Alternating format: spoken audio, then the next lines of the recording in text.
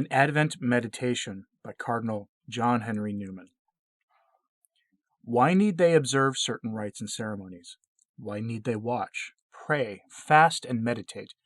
Why is it not enough to be just, honest, sober, benevolent, and otherwise virtuous? Is not this the true and real worship of God? Is not activity in mind and conduct the most acceptable way of approaching Him? How can they please Him by submitting to certain religious forms and taking part in certain acts? Or if they must do so, why must they not choose their own? Why must they come to church for them? Why must they be partakers in what the church calls sacraments?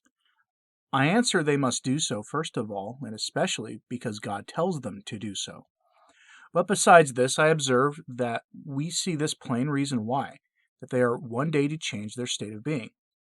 They are not to be here forever. Direct intercourse with God on their part, now, prayer and the like, may be necessary to their meeting Him suitably hereafter. And direct intercourse on His part with them, or what we call sacramental communion, may be necessary in some incomprehensible way, even for preparing their very nature to bear the sight of Him. Let us then take this view of religious service. It's going out to meet the bridegroom, see Matthew chapter 25, verse 6, who, if not seen in his beauty, see Isaiah chapter 33, verse 17, will appear in consuming fire. Besides its other momentous reasons, it is a preparation for an awful event, which shall one day be. What would it be to meet Christ at once without preparation? We may learn from what happened even to the apostles when His glory was suddenly manifested to them. St. Peter said, "Depart from me, for I am a sinful man, O Lord." See Luke chapter 5, verse 8. And St. John, when he saw Him, fell at His feet as dead. See the Apocalypse chapter 1, verse 17. This being the case, it is certainly most merciful in God to vouchsafe to us the means of preparation, and such means as He has actually appointed. When Moses comes down from the mountain and the people were dazzled at his countenance, he put a veil over it. That veil is so far removed in the gospel that we are in a state of preparation for its being altogether removed. We are with Moses in the mount so far that we have a sight of God. We are with the people beneath it so far that Christ does not visibly show Himself. He has put a veil on, and He sits among us silently and secretly.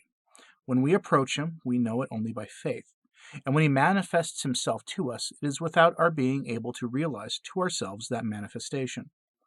Such then is the spirit in which we should come to all His ordinances, considering them as anticipations and first fruits of that sight of Him which one day must be. When we kneel down in prayer in private, let us think to ourselves, "Thus shall I one day kneel down before His very footstool, in this flesh and this blood of mine, and He will be seated over against me, in flesh and blood also, though divine."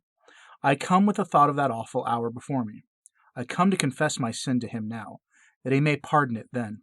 And I say, "O Lord, my holy God, holy and strong, holy and immortal, in the hour of death and in the day of judgment, deliver us, O Lord." Again, when we come to church, then let us say, "The day will be when I shall see Christ surrounded by His holy angels. I shall be brought into that blessed company in which all will be pure, all bright." I come then to learn to endure the sight of the Holy One and His servants, to nerve myself for a vision which is fearful because it is ecstatic, and which they only enjoy whom it does not consume.